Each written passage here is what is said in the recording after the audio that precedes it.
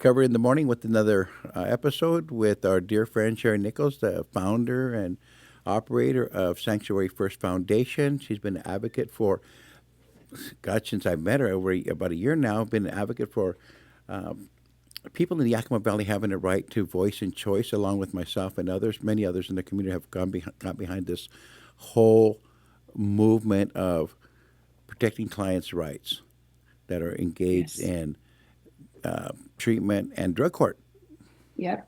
Anywhere in that recovery arena. right? And Yep. well, we've heard some significant news recently that Mhm. I'm pretty sure it's very accurate that Merit Resources has lost their contract with, allegedly have lost their contract with drug court, and they're opening it up for bidding. What do you think about that, Sherry? I think that is how it should be. I think when I say that, what I mean is that anything in relation to public health should be something that is put out for bid, not even put out. It should never, ever be given to just one entity, especially when we know the kind of things that were happening. So I I'm was actually really glad to hear that. I was shocked, and along with you, when we sat here and heard victim after victim Mhm. testify that they were told that they couldn't live in beautiful homes that were Walker accredited and being Yep. forced into substandard homes in bad neighborhoods. Yeah. One in particular home, and it was just appalling. And people coming to us and saying, "Look, I'm in group over here, and they're." There's three people in my group that are all getting housing assistance, but because I live in a particular Walker accredited house, they're saying we will not fund you if you live in that house. I mean, you heard some of those testimonies. I sure did. And I've met those people, and talked to them and heard their stories personally. And it's just not okay. And especially, like we discussed before, when you have the drug court curriculum, and I'm not talking about the people who are in drug court, I'm talking about the people who work for the drug court, those documents that are supposed to be pretty much teaching you how to operate, how you're supposed to operate, especially the caseworkers, right? The Right. actual those caseworkers. That it's very, very um, obvious and very laid out in their curriculum that they are supposed to make sure, that's their job, is to make sure that the people they're helping are actually getting that their voice and choice, and they're being heard. And it says particularly And when it comes to their housing, correct? yes, it's laid out. It absolutely mentioned as one of those issues. So um, it's just And it seems like everybody was pointing the finger. They say, "Oh, it's the peer support, the navigators. No, it's the director. No, it's the counselors." But it's all the same people. They're all housed in the same that's building. just it. It doesn't even matter who it is. It's a The system, whole system. right? Yes, it's the entire system. And when one person in that system is made aware of what's happening and that there's a problem, that person is just as they're culpable, right? They're Yeah. liable. Right. They need to make sure that their supervisors understand what's happening. And and I'm hoping that's what happened, right? I don't know. I mean, I Well, really don't have any idea we've how it all worked. we've been I'm just complaining glad. we've been complaining and to the state for a year now. Hmm. We have so many people documented of being denied access to services that they clearly qualified for, Yep. and just because they exercised their right to choose which Walker accredited house they wanted to live in, Hmm. and if it wasn't in the hood, if it wasn't in a bad neighborhood, I mean, I don't understand that they were pushing people into the substandard housing. One Yeah. house in particular on Cherry, they were pushing them into this house, and there was this dual relationship between one of their board members and Right. that was over there working at that house. And Uh, getting paid. Here's the thing. This is why it's body brokering, because he's getting paid to bring people to that house specifically. And when you hear the stories about people being in the drug court itself, actually in the courthouse, yeah, and being pulled aside and told, actually threatened. You know what I'm saying? People yes. actually being threatened about, well, you better get out of that house over there. You better make sure you get over to this house over here. And what do you tell them? Chop, chop, chop. Yeah. I mean, you've got people in recovery are so vulnerable. That's The last thing they need is someone bullying them and pushing them sorry, it bothers me, you know. Well, you think It's about it. wrong. The testimony of one of the guys who actually was on our podcast was talking about he's in drug court, Mhm. and the judge tells him you need to go to a Walker Credit House where they will fund you. That they'll pay for. Okay, they're supposed to pay for any Walker accredited house. That's So right, if they the are. if the judge knows that you got to go to the you're in one, but they want you to go another one, then it would appear to me that the judge is aware of this system of body brokering. That's Either that's a okay, little telltale sign, right, right? Or at least that's what it looks like. that's We'll what it just looks say like. that. That's what it looks That's like. absolutely what it looks like. And it would seem like it would be incumbent upon the judge to say, no, wait a minute, you cannot force people to stay at any particular house. Uh, Yeah. one young guy was living in our house. Sad. He was living in top-notch homes. He was getting on his feet. Okay, Hmm. he got a job. He was going to meetings. He was coming back to life. They come to us spiritually dead, and then all of a sudden you see the light come on in their eyes, and you have high hopes for them. Well, it turned out he had a warrant, so Hmm. he got taken to. Well, he had a warrant, and rather than giving this young guy a chance to go turn himself in because they had come looking for him, rather than giving him a chance, this person who was we used to be on Merit's board of directors told the police, "Go, he's at work. You got to go get him at work." So this poor kid, he's at work at McDonald's, and they go in there and arrest him in front of his coworkers, in front of his new boss. Just why did he have to suffer that embarrassment? He could have got off work and took and driven him down there and said, "You need to turn Hmm. yourself in, buddy." Right? Humiliation for Okay. no reason. Th- Humiliation. for no reason. And then Hmm. while he's in jail, putting someone on his books, the guy gets out. He says that he feels obligated to go to this other house that was not even Walker accredited. Was not even Walker accredited, right? He died in that house. And if Hmm. you read the coroner's Ah, report and the police report, it's just heartbreaking that he it sat there, is. they don't know, 12, 14 hours dead in a room by himself. Okay? No living house manager. Okay? The landlord is 3 hours away. The Hmm. house managers didn't live there, and they didn't even go check on him till the next day, even though, according to the police report, they were told the night before he was using. Normally, when somebody's using in a house, you go there, you weigh them It needs to be addressed immediately. immediately, And and not just for, I mean, for everyone in the house, it's got to be addressed immediately. and I don't understand why it's not tied to criminal negligence or why they're what is really going to somebody needs to take another look at this whole situation. And Now, that's another issue too, Juan. Think about that, right? For anyone to intentionally humiliate someone, specifically in a recovery program, right? That person's already, the fact that he already had a job, he was actually progressing, sure, right? yeah, He was actually progressing. And for someone in a position of power like that, to have him arrested at his job, the place that he actually is using to improve his life, right? right. That's an absolute trigger for another relapse. Sure, and and this is a Merit Resources Yeah. board Who is supposed to board be member. and supposed to be trained in trauma-informed care, right? So, They should be at least educated to some degree. I don't, and so it goes back to the same thing where one of the big questions that has never been answered though, were they funding him? I don't know if Merit was actually funding that house before it was Walker accredited, and if that's the case, that needs to be looked at. that does need to be looked at. So when you have Does. this system that had a monopoly, Hmm. so when you have this monopoly with drug court, where if I'm in drug court, I have to go to Merit Resources. That's the only place I can go to. That's the way it was set. It's been set up, and then you have the people that work for Merit and drug court saying you have to go into this particular house Hmm. that has people have died in that house. Someone has Yep. already died there, has a history of people relapsing. I've had people come to live at our house. Say, I went there, half the place was loaded. Hmm. Okay, and they're forcing people into this by under the threat of withholding state and federal dollars. Okay, And with the threat of putting you back in jail. yes, and so it's too much power over a vulnerable Hmm. person to Yes. say if you don't have to be in drug court, you go to prison. Or you know what, you can be in drug court, but you're going to live where I tell you to live, and if you don't like it, you'll be in violation of drug court. We'll sanction you and put you back in prison. I mean, where is the voice and choice in any of it?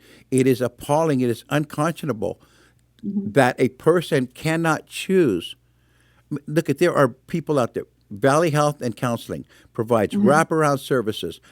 IOP services, OP services, medical, Yes. the medical portion. They have the mental health. You have Total holistic service. That's holistic, right? We're looking at the whole whole picture picture. for you. Yes. Then you also have Barth Clinic, who offers Mhm. tremendous, beautiful services for Yeah. three generations. That family providing Yep. services. They have beautiful homes that are run Mhm. properly. Yep. Okay, but they're telling people you got to go live in the. But Merritt's telling people you have to go live in the hood. You have to go live in this other house. That it doesn't. It's just mind boggling how they could do Mhm. that. And what did you say before about the revolving door? That's the sad part, right? So that's what they call it. When you think about it, it's really it's the industry, specific people in this industry treating these people that we're supposed to be helping as pieces of meat. Commodities. And they're just shoving them through the meat grinder is what they're really effectively doing because they're intentionally sending them into environments that they know are not going to help them. So it's a perfect business model for greedy, immoral people. That's what that is. And it has to stop. The, It the does. the good news is I think that through all of our efforts and bringing this to the table, bringing this to the light, shedding some light on this really dark and abusive system, that somebody in their good conscience said, "Look, enough's enough. We got to open this up." I would hope that when somebody has to go to drug court, that they can look around and say, you know what, I'm going to go to Barth Clinic because I know the people there. They do good work. Or I'm going to go to Valley Health and Recovery. I'm going to go there because they also can treat my mental health. I'm going to go to Wherever they want to go, right? try We and are treat. not here to sit here and just promote our houses. That is No, not what this is. no. This is about everyone getting their voice and choice and everyone being allowed to actually take their healing into their own hands and choose where they go for that The process. self determination Yes. take some ownership into their recovery life. Yes. And you and I both know too that like some people who are in recovery were forced to go there, right? Forced to go, we'll say treatment. Right. Some people are going to treatment were forced to go into treatment and they're not necessarily ready. Hmm. And it's their right to choose what type of housing they go into, Right. you know? And think about this. Part of becoming sober a lot of times is reuniting with your family. Mhm. Some Absolutely. people have to have supervised visits with their kids because there have been Mhm. problems with the family, whatever. How do you have your family come and visit you in a house In a scary in a neighborhood. scary neighborhood where there's people using on the corner, where there's drive-bys, where there's active gang violence all the time? So Yeah. let's tell them to sit in the front yard and play, and putting them in danger too? No, they Yeah. need to be at beautiful homes in safe neighborhoods where they can bring their families over and they can safely play in the yard, where they can Yeah. safely play in the backyard, the front yard, where they can walk down to the corner store and get themselves a nice cold drink and walk back without being in the hood, where Well, there's and I've talked to your guys numerous times. And I love the fact that they fully appreciate the fact that one of the houses top notch is further out of town. They love it because they're not in that environment that they came out of. the first time I went to Merritt and told them that, this is our house, it's Walker Credit. Well, that's way too far. Have you been there? No. Okay. Who says it's too? Well, somebody says too far. Well, that's the same person who says it's too far to walk from their bedroom to a house meeting, 20 feet away. Okay. Um, what's too far? Yeah, I Um, understand because like last year when we went to and did we were part of that overdose awareness day, right? Remember at sure, at the the park. park? Yeah. And we had our little tent set up and we had met with certain people at Merritt and from the drug court and everything previously, but one of the women came over and said, "Yeah, I'm just here because my boss told me I have to come over here and talk to you." And Hmm. that was her attitude. That's how she spoke to me. I was like, okay, Arrogant. hi, my name's Sherry. What can I do for you? And the very first thing out of her mouth after that was, so what are you offering for that uh, whatever it was per month, right? Right. What are you offering for that $750 a month? Like what all are you doing? So it was like, You I know, don't know, it was kind of didn't they tell you previously not to bring pamphlets? Yes, that's the sad part too. Who And told that you? was actually at a drug court barbecue. And I actually met the judge. And that's one thing I want to say. She seems like a really sweet woman. I'm sure I she is. really don't want to think that she is part of all this corruption going on, you know? It doesn't set right with me because it doesn't feel right. I cannot imagine her being part of that. And I don't know that she has an understanding of what the case manager's roles are as far as the details of voice and choice. You know what I'm saying? Yeah, and But at sometimes the and same time, again, it's a system and they need to, there needs to and be you more were correct. education.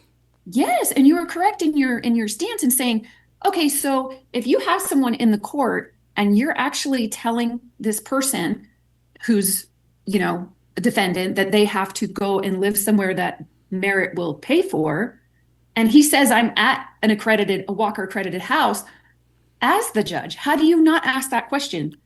Why not? Why?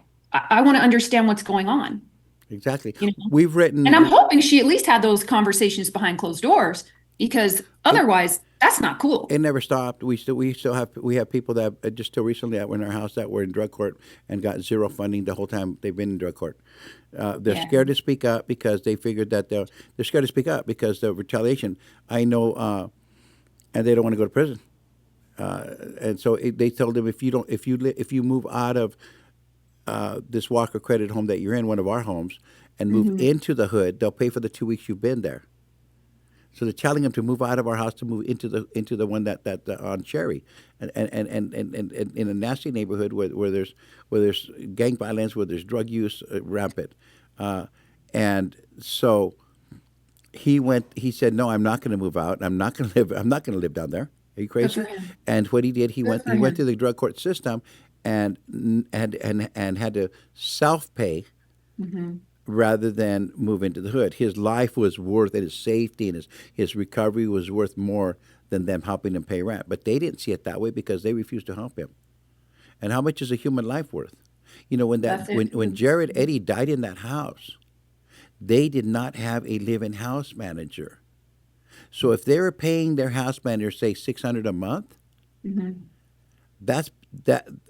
If they're paying somebody $600 a month, that $600 would have been represent a bed in there, right? Yeah. So Hmm. actually, Effectively. by not having a case manager and paying that, by not having a living house manager, a free bed, and paying somebody that wasn't living there, the value on that poor kid's life was the amount of a price of a bed per month. So that his death was valued at what, $600? That's so disgusting. $600, That's disgusting. right? And when we have a system where drug court is controlling people's lives, merit and drug court collectively it's supposed to be to save lives, That's it. That's it right there. right? And Let us get to the point where we can heal. right And and it's that healing that has to happen before we can actually really get into a true recovery, you know? right, and I believe that therapeutic court, drug court, all of it, it's a beautiful system. It's a beautiful concept, right? Hmm. But it giving anybody a monopoly like that, it's dangerous for the clients. Yeah, It leads to this type of activities. And now that it's opened up, we have to, as a community, make sure that another not monopoly isn't formed. that's right. Okay, That's right. It I, should be open. You I should receive a list of Walker accredited homes when you're in drug court. and Oxford, List. Walker Credit Home and Oxford Homes, and Yes, and absolutely. and the person should be able to choose where they want to live. Yep. And they should have a list of Barth Clinic, Valley Health Care, Valley Health Valley Health and Counseling, Yeah, treatment providers too. Triumph Hmm. Treatment, all of them, Sundown Emirates. They should have a list and say where would you like to go of these treatments that care to participate. Right? I'm sure Yep. that they'd have to be saying I want clients from there, Hmm. but it should be a system that's fair for the client and the providers to have Yes. equal access to each other so Yes. that so that they can get to the business of saving lives instead of trying to fill someone's pocketbook that's running at a substandard house, Exactly. right? Exactly. And so I think we should cautiously at this point cautiously be happy about the fact that the word's out that they're opening up the contract, We really have to watch the system of how they're going to replace them. And Hmm. I think there should be an investigation on all of this body brokering and all of the testimonies we have and all the ones that we submitted. We've submitted documents to the healthcare authority, You got it. and nothing has happened so far. Yep. Okay, We haven't uh, heard anything. we've had meetings with them, and then they don't come back, Mhm. and they say, well, we don't have no authority. Okay, somebody has to have authority. That's Okay, exactly it right there. and I What believe is the purpose of having a certification process? What is the purpose of having any of these rules, if there's no enforcement? exactly, and there needs to be an investigation on this body brokering, and telling Hmm. people where to live, and violations of the Fair Housing Act, violation of people's civil rights, constitutional rights. Okay, Hmm. freedom to assemble, right? Uh, Freedom of association, and if it comes out, there needs to be an investigation, and if it's proven that these things have actually been taking place, which we have heard so many testimonies of, then they need to be disbarred from participating in any drug court activities, Hmm. Yeah, I agree. right? I agree. Yep. People's lives in our community are at stake, and we have people that are from out of town that have come in and really got busy of looking at what's going on right here. People like you that have really got busy looking at, wow, how can we improve the system? Well, we're improving housing, we're raising the bar on the type of housing that's available, and the ones that are That was holding the whole goal. and the ones that Yep. are holding back, the ones that are fighting against improving the conditions for folks in recovery, are the ones who are supposed to be treating them, Yeah. right?